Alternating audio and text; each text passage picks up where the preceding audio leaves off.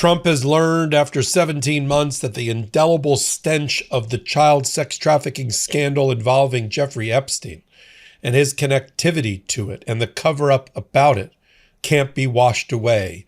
The American people have already made up their minds. It's baked into the polling about Donald Trump and his relationship with Jeffrey Epstein and Ghislaine Maxwell.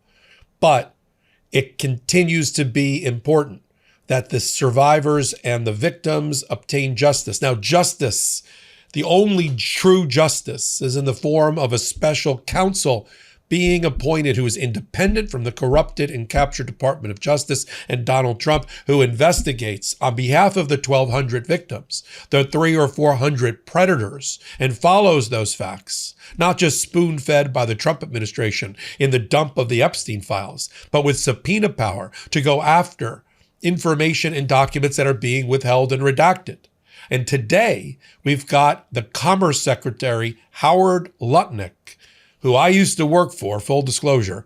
I was the global head of litigation for a company of his. It seems like a lifetime ago. But Howard Lutnick is now going to have to explain himself under oath, although just as cowardly as the rest of the MAGA and Trump administration, he's doing it behind closed doors with the Oversight Committee, an oversight committee that says on one hand that they are in support of the dignity and justice for the survivors, and yet they do nothing about it. They've killed the Oversight Committee hearings. They're letting the men go behind closed doors. We'll have to get a transcript later on about Howard Lutnick's own inability to tell the American people the truth about his relationship with his adjoining wall next door neighbor in New York, Jeffrey Epstein.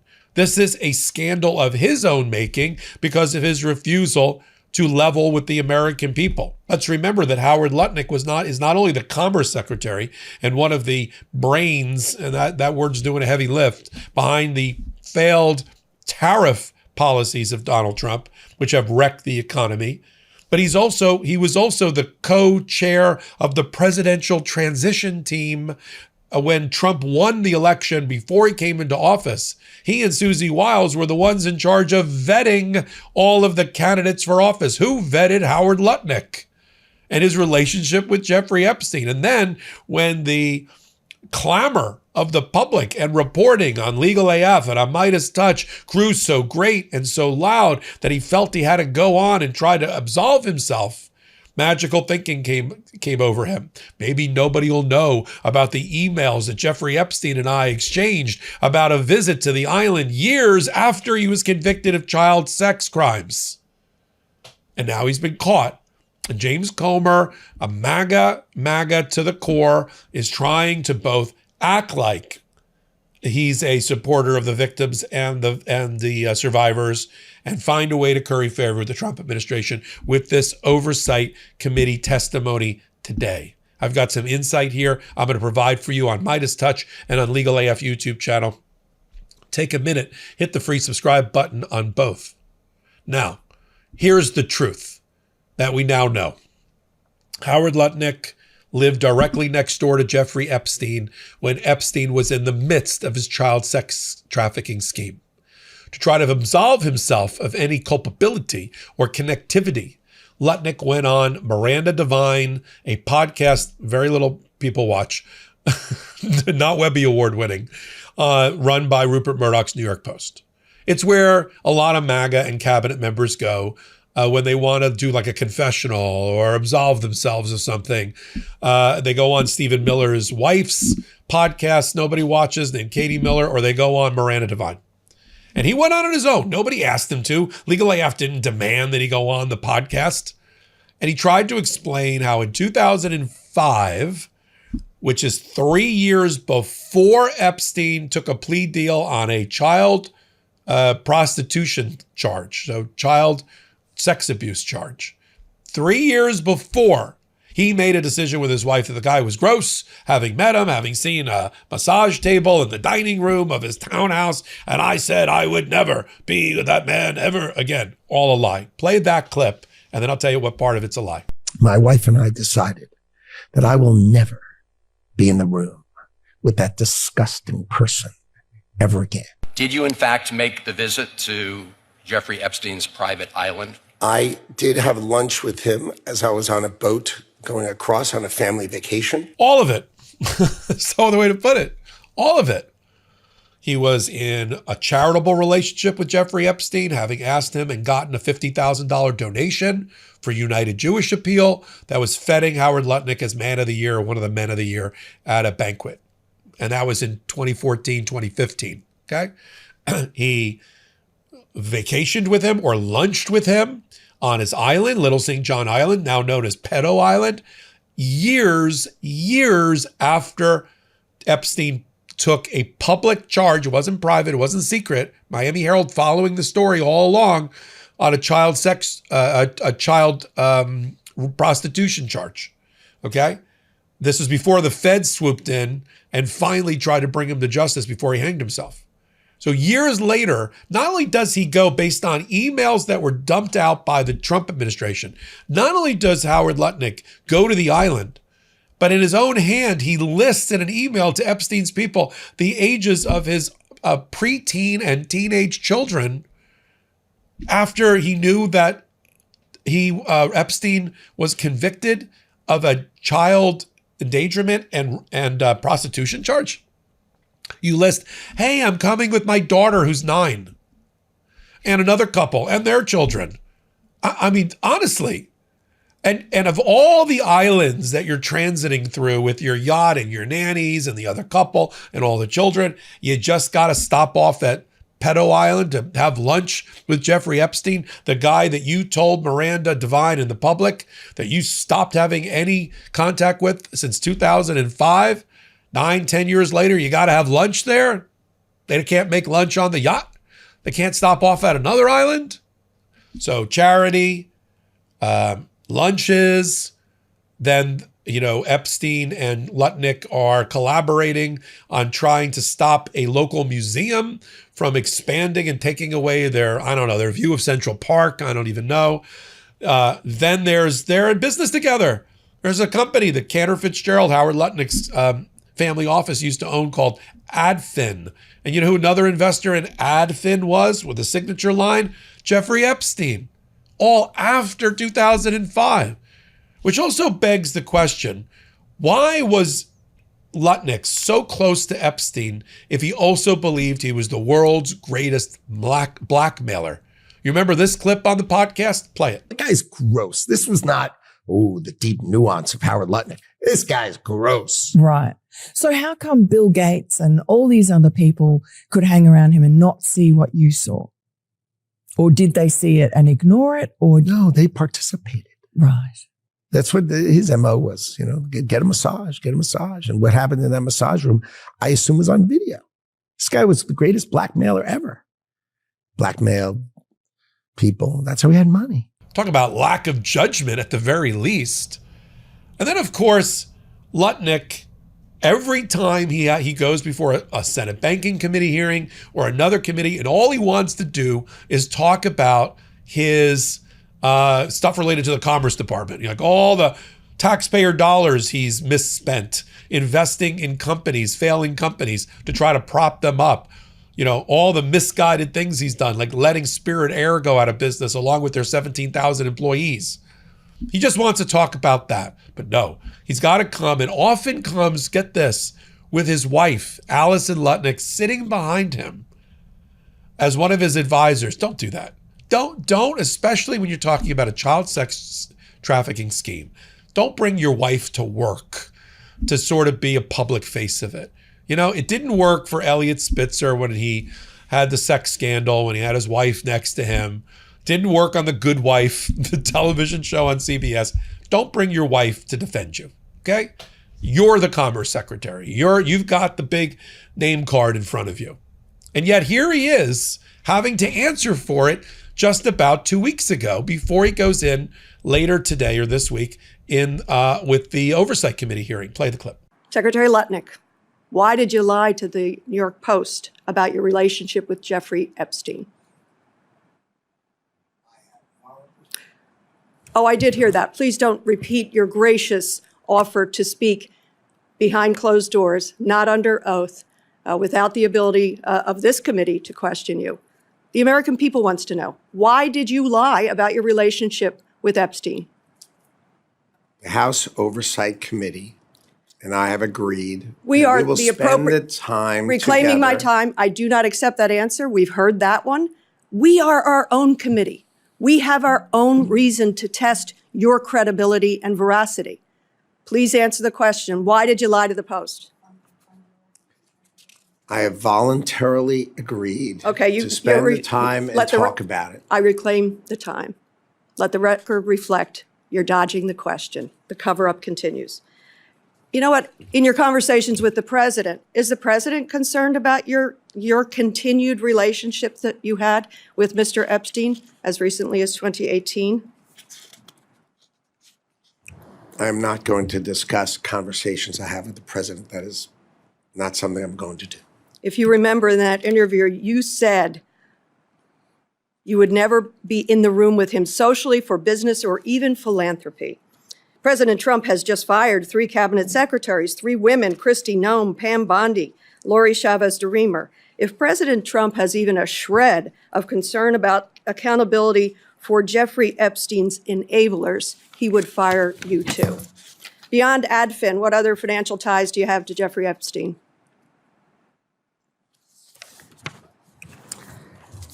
As I said, I'm going to answer all these Beyond questions. AdFin, what other financial ties? You're the Commerce Secretary. We have a right to ask this question and get it answered. Again, I'm not going to spend the budget day discussing something I've set aside time to spend on this topic. I'm going to with your switch House topics. colleague. This episode is brought to you by IQ Bar, our exclusive snack, hydration, and coffee sponsor. IQ Bar protein bars, IQ Mix hydration mixes, IQ Joe mushroom coffees are the delicious, low-sugar brain and body fuel you need to win your day. The ultimate sampler pack, it's a great way to try all IQ Bar products and flavors. You get 9 IQ bars, 8 IQ Mix sticks, and 4 IQ Joe sticks. All IQ Bar products are clean label certified and entirely free from gluten, dairy, soy, GMOs, and artificial ingredients. IQ Bar's plant protein bars are the smarter snack choice with plenty of plant protein, tons of fiber, and no added sugar. With over 20,000 5-star reviews and counting, more people than ever are fueling their busy lifestyles with IQ Bar's brain and body boosting bars, hydration mixes, and mushroom coffees. Their ultimate sampler pack includes all 3. IQ Bar has become part of my daily routine, whether it's starting my morning with IQ Joe or grabbing an IQ Bar when I need a quick, clean snack. And right now, IQ Bar is offering our special podcast listeners 20% off all IQ Bar products, including the Ultimate Sampler Pack, plus free shipping. To get your 20% off, text LEGALAF to 64,000. Text LEGALAF to 64,000. That's legal AF to 64,000. Message and data rates may apply. See terms for details. Now, he's walking in today, and I was going to do it as like a silent video, but you can hear reporters going after him on Epstein. This is like real time. Lutnick walking in to the closed door deposition that he's giving today. Thank God the Democrats are inside of there as well. And the questions being shouted at him. Play it. Why did you know anything about his life? You got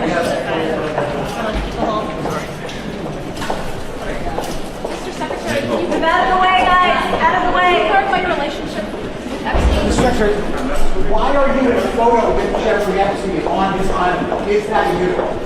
And then Comer, who's the MAGA chair of the committee, has the balls and the brass ones to look the survivors and the victims in the eye and say, he hopes this brings a measure of dignity and justice to them. Here's the clip of James Comer trying to placate a group of people who have been maligned and continued to seek justice and have it denied by the Republicans. Play the clip. Went to the island with his family, with Mr. Epstein. He didn't seem to cut off his communications with Epstein after his conviction. Are those some of your questions? Yeah. Those are the questions. I think that's the questions everyone would ask. I don't know how many more questions there are. This is something that many of the members wanted to hear from Lutnick, and I'll add he's come in voluntarily.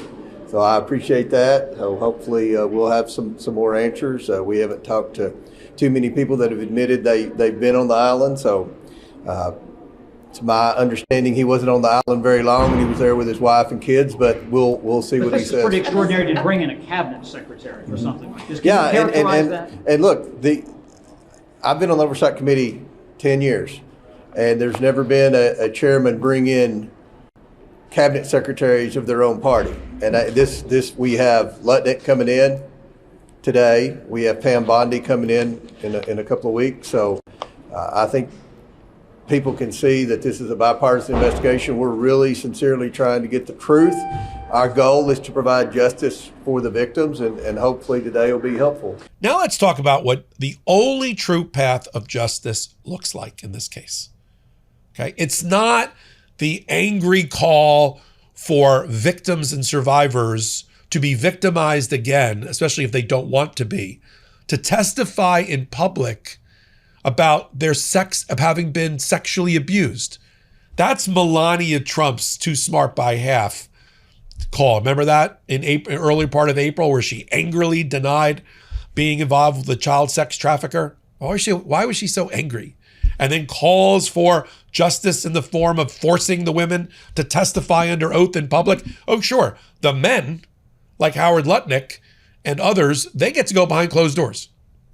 But the victims, oh no, they have to testify like it's some sort of sensational show, for everybody's amusement about what happened to them. Why is that required? In what world or what part of history has the victim of a crime had to testify in Congress as part of getting justice? I mean, seriously. So that's not justice, okay? I'm not even sure how many of the victims and survivors would do that. I was going to say take advantage of it, would do it. Some might, but a lot of them don't want to be re-traumatized. There's only one true path. This is the way.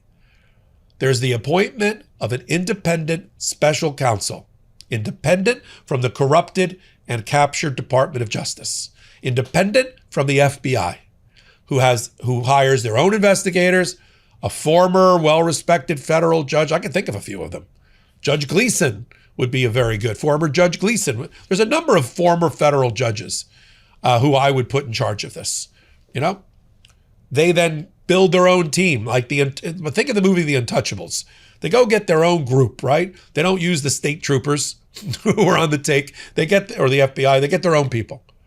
And they don't just rely on the 3 million pages that were self-selected by Donald Trump and spoon-fed to the American people, calling it the Epstein Library.